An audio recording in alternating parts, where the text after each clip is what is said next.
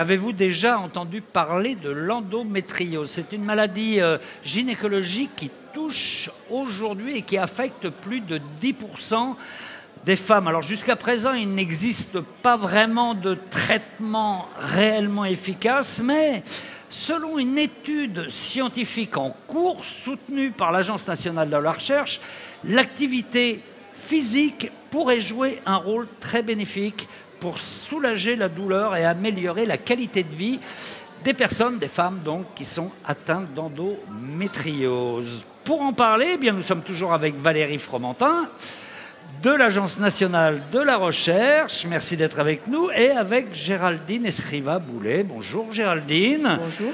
Vous êtes enseignante-chercheuse au laboratoire interuniversitaire des sciences de l'éducation et de la communication de l'Université de Haute-Alsace. Vous connaissez bien ce sujet. Est-ce que vous pouvez nous rappeler les principaux symptômes de l'endométriose ? Donc il y a plusieurs symptômes qui peuvent être divers chez les femmes. Donc les symptômes ne sont pas les mêmes chez toutes les femmes. Il y a déjà des douleurs qui peuvent être pelviennes, des douleurs qui peuvent aussi être plutôt sciatiques, dorsales, des douleurs qui peuvent aussi se manifester au niveau des épaules, donc sur la ceinture scapulaire, une grande fatigue également, une possible infertilité. Ceci dit, le lien entre les deux n'est pas complètement établi. Pas toujours. Donc les symptômes sont assez divers et variés. Et ces symptômes, ces douleurs chroniques ont bien évidemment des conséquences incroyables sur la vie sociale des femmes, pas seulement sur leur vie sociale, quoi, et au-delà de la souffrance. Donc sur la vie sociale, donc le fait par exemple de pouvoir se dire tiens, je vais aller sortir avec les copains, les copines et se dire bah non, j'ai trop mal donc je n'y vais pas. Sur la vie professionnelle également, le fait de ne pas pouvoir travailler parce qu'on a trop mal, parce qu'on est incapable de se lever du lit, mais également sur la vie relationnelle, sur la vie de couple également, où ça a un impact qui est non négligeable, et ce, souvent dès l'adolescence. On ne connaît pas exactement les causes de cette maladie, du coup, il n'y a pas de traitement réellement efficace. Non, il n'y a pas de traitement réellement efficace, en tout cas, il n'y a pas de cure, il n'y a pas de traitement curatif. On peut soit avoir un traitement hormonal, soit des traitements antidouleurs pour faciliter la vie des patientes, et une fois que tout ça a échoué, on doit absolument passer par la chirurgie pour que les femmes vivent mieux, en tout cas avec cette maladie. Mais les risques de récidive sont quand même assez élevés. D'accord. Je ne vais pas dévoiler parce que vous en avez déjà parlé publiquement, donc votre vie privée, mais vous dites vous-même que vous avez souffert, vous souffrez d'endométriose. Vous l'avez découvert assez tardivement. En fait, vous faisiez vos études, vous faisiez beaucoup de sport en même temps que vous faisiez vos études. Et puis, quand vous avez passé votre thèse, comme beaucoup d'étudiants, vous vous êtes dit, j'ai plus le temps de faire du sport, donc voilà. Et c'est à partir de là que vous vous êtes rendu compte que les douleurs arrivaient ? C'est ça. Donc j'étais en fac de sport, donc je faisais par définition beaucoup de sport. Et à partir du moment où j'étais en thèse, j'ai diminué fortement cette activité physique. Et c'est là que les douleurs ont commencé à se manifester. Et je ne savais pas du tout d'où ça pouvait venir. J'ai fait des IRM, des scanners, des échographies sans que pendant 5 ou 6 ans. Et à la 6e année, c'est là qu'on m'a parlé de l'endométriose que je ne connaissais pas du tout. C'est intéressant et grave ce que vous venez de dire, parce que ça veut dire que l'errance médicale, elle est quand même extrêmement longue. En moyenne, oui, c'est 7 ans. Ça tente à diminuer avec les participantes un peu plus jeunes que je peux avoir. On voit que le diagnostic est de plus en plus rapide. Néanmoins, la moyenne pour l'instant est toujours de 7 ans. D'accord. Et là, vous, quand ça vous arrive, est-ce que c'est comme ça que ça s'est passé ? Vous faites une hypothèse, vous dites, il n'y aurait pas un lien entre finalement, comme j'ai arrêté mon activité physique, mon sport, et puis la façon dont la maladie s'est mise à s'exprimer d'un seul coup. C'est ça ce qui s'est passé chez vous ? Vous avez eu pas une intuition, mais vous avez essayé de trouver un lien, quoi. C'est ça, j'ai vraiment essayé de trouver un lien en me disant qu'est-ce qui s'est passé dans ma vie, pourquoi est-ce que j'ai commencé à ressentir ces douleurs-là dont mes copines me parlaient depuis bien longtemps et je ne comprenais pas du tout de quoi il s'agissait quand elles en parlaient. Les douleurs pendant les règles, non, pas du tout. Et j'ai essayé de voir vraiment qu'est-ce qui avait pu changer dans ma vie pour que je ressente plus ces douleurs. Et je me suis dit, tiens, si j'allais voir du côté de la recherche, s'il y a des choses faites sur activité physique et endométriose. Et c'est là que j'ai constaté qu'il n'y avait rien. Mais rien du tout. Enfin, pas grand-chose. En tout cas, à l'époque où je me suis intéressée à ça, il y avait 4 articles, dont une revue de littérature qui citait elle-même 6 articles. Donc, d'accord. Autant dire vraiment pas grand-chose. Et c'est là que vous décidez, quand même, comme vous êtes en même temps chercheuse, vous vous dites, bon, bah, on va y aller, quoi. On va essayer de lancer une recherche là-dessus et vous lancez une première recherche, un peu, comme on pourrait dire, témoin, test sur quelques femmes. C'est ça. Acceptent. Donc on a fait une étude en 3 étapes. Donc on a voulu construire un programme vraiment d'activité physique pour les femmes. Donc on les a d'abord interrogées sur ce qu'elles aimaient, ce qui pouvait être fait ou non. Ensuite on a fait une étude pilote qui a été financée par Endo France, où on a pu tester notre programme sur une dizaine de femmes. On a ressorti plusieurs résultats, on a amélioré le programme et maintenant nous lançons le plus grand programme sur 200 femmes qui a été financé par l'ANR cette fois-ci. Alors comment on fait pour se faire financer par l'ANR? Il faut connaître quand même, savoir comment, mais on le disait tout à l'heure, enfin, on doit énormément attendre et espérer d'avoir des fonds pour mener la recherche. Alors, on attend, on espère et on est très content quand ça arrive. Donc, vrai. encore une fois, merci beaucoup à l'ANR pour le financement. Alors, je pense avoir été chanceuse, peut-être, où le projet devait être bon, sûrement. N'est-ce pas? Et j'ai quand même bénéficié aussi, je pense, d'un alignement de planètes où il y a eu en même temps que mes dépôts la stratégie nationale contre l'endométriose et du coup la maladie commençait aussi à se faire connaître. D'accord. Et j'ai déposé 2 fois le projet, il a été financé la 2e fois. D'accord, on va demander tout de suite pourquoi, si vous avez été chanceuse ou pas, vous ne le savez pas en fait. Alors pourquoi? Non, la chance ça n'existe pas. Ça n'existe pas à l'ANR. Non, c'est la qualité scientifique, l'excellence scientifique et voilà, c'est ce qu'il faut vraiment se dire.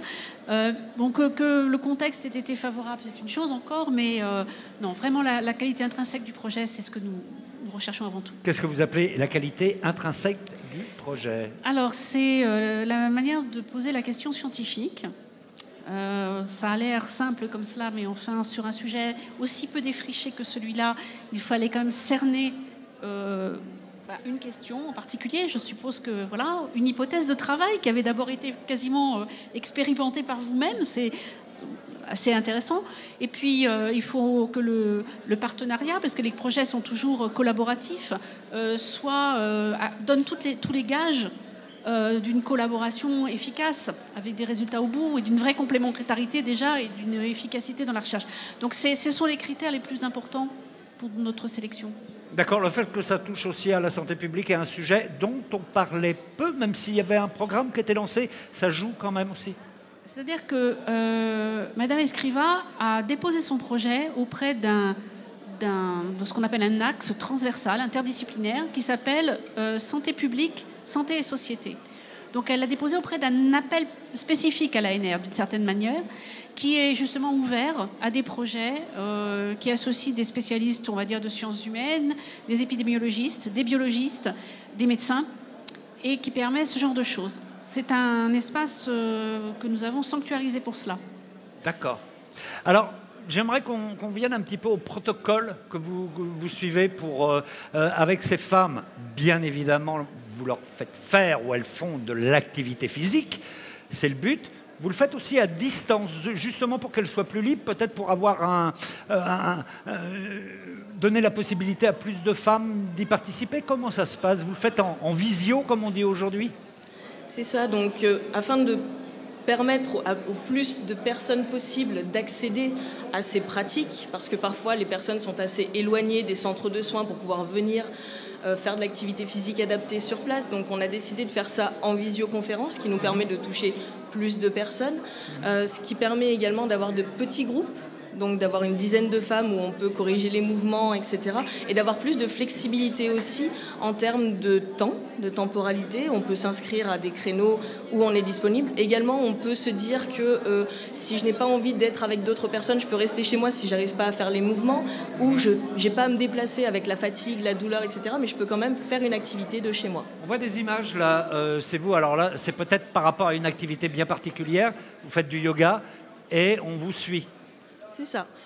Donc là, ce qui est proposé, c'est vraiment une vidéo du coup de mouvements de yoga et de pilates qui permettent de soulager les douleurs liées à l'endométriose. Et c'est ce qui, en gros, c'est l'objectif ici, c'était vraiment que les personnes testent ces mouvements et trouvent les mouvements qui leur conviennent le mieux pour diminuer les douleurs en fonction des phases du cycle et de la douleur. D'accord, c'est la question que j'allais vous poser. Est-ce qu'il y a des sports qui sont plus efficaces ou peut-être plus adaptées? Est-ce que c'est vraiment au cas par cas? C'est plutôt au cas par cas, c'est-à-dire qu'au départ, les recherches étaient parties sur des activités plutôt de type yoga, pilates, étirement.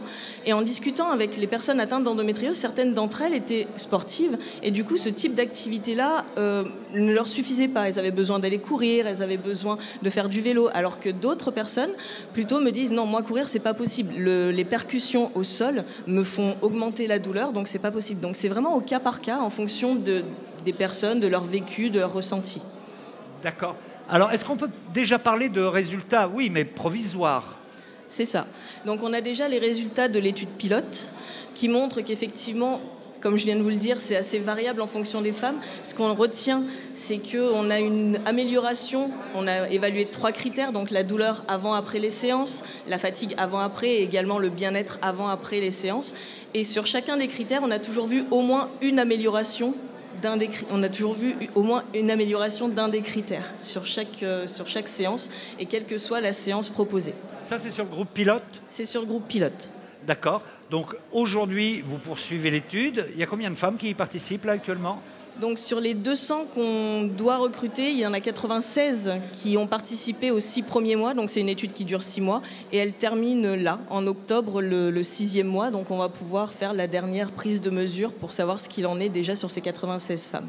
Et vous êtes prête à ouvrir encore l'étude à d'autres femmes? Un petit appel même? Tout à fait, un gros appel même. Un gros appel, alors écoutez bien. Si vous êtes atteinte d'endométriose, si vous êtes intéressé pour trouver des solutions alternatives aux traitements médicamenteux ou à la chirurgie, n'hésitez pas à venir dans le programme, à venir tester le programme pendant 6 mois pour faire de l'activité physique et rencontrer aussi d'autres personnes atteintes de la même pathologie et discuter avec elles. D'accord, parce que c'est un groupe aussi où il peut y avoir des échanges entre vous. Donc c'est intéressant parce qu'on peut se donner des conseils. C'est ça. Il y a non seulement de l'activité physique et sur l'étude pilote, il nous avait aussi été réclamé des groupes de discussion et notamment des groupes de discussion entre participantes et avec des spécialistes pour pouvoir leur poser les questions sur la maladie, sur les traitements, etc. Donc c'est ce qui est proposé, c'est ce qu'on a proposé également dans cette étude principale. D'accord. Alors, bon, là, vos résultats pour le moment sont provisoires. Le choix de soutenir un projet de recherche comme ça, il a été fait au départ. Donc, c'est un projet qui est, je mets des guillemets, sérieux. Vous savez que scientifiquement, il a une démarche sérieuse. Est-ce que vous, l'ANR, vous dites aux porteurs de projets, des fois, alors, vous en êtes où? C'est quoi vos résultats? Oui. Comment ça se passe? Ah oui, parce que nous assurons le suivi scientifique des projets. C'est mieux. Oui, nous demandons aux chercheurs de nous faire, à des intervalles qui ont pu varier au cours du temps, mais des rapports d'étape. Et nous sommes surtout intéressés par le rapport final qui montre tous les résultats et notamment aussi la valorisation de ces résultats. On est clairement dans le cadre d'un projet. C'est quoi la valorisation? C'est les retombées sociétales. Ok, d'accord. D'un projet. On voit très bien quelles pourraient être ces retombées. La mise en place de thérapies par la gymnastique ou par le yoga, etc. Donc on est vraiment très attentif à cela et ce suivi, on le fait de manière très sérieuse. Quitte à donner des financements supplémentaires aux porteurs de projets. En fin de projet, oui, nous avons un programme pour cela qui fait partie d'ailleurs du dialogue sciences et société. Ou quelqu'un vient vous dire, un groupe de recherche, de chercheurs vient vous voir en disant on a bien avancé, mais là, ce serait bien de nous aider encore un peu, c'est ça? Non, là, c'est plutôt dans le cadre d'un nouveau projet traditionnel, mais si on a des résultats importants, qu'il s'agit de trouver une mode de valorisation, vous savez, ça peut aller jusqu'à des brevets, par exemple, des choses comme ça, et bien là, nous pouvons apporter un complément de financement. D'accord. Géraldine, quand est-ce que vous pensez arriver? Parce qu'il y a quand même une durée limitée pour un projet. C'est quand pour vous? Donc pour moi, c'est septembre 2025. D'accord. 24, pardon. Ah oui. Donc septembre un an, 2024, vous avez un voilà. an. J'ai un an, sachant que là, on a réussi à recruter 96 participantes en 2 mois. Donc j'espère qu'avec l'appel qu'on vient de lancer, on arrivera également à recruter le reste des participantes assez rapidement. Comment on fait comment on peut vous joindre s'il y a des femmes qui écoutent et qui se disent « Ouais, moi je veux participer ». Comment fait-on? Alors, on peut me retrouver sur le site des STAPS de l'Université de Haute-Alsace. Il suffit sinon de taper mon nom, Escriva, et endométriose en général. Il y a la vidéo. À vous voilà, on arrive à me trouver assez facilement avec mes coordonnées, notamment sur les vidéos. Donc n'hésitez pas à aller voir les vidéos d'abord. Il y a mes coordonnées en général dessous. Eh ben super. Merci beaucoup d'être venu nous Merci. présenter vos recherches.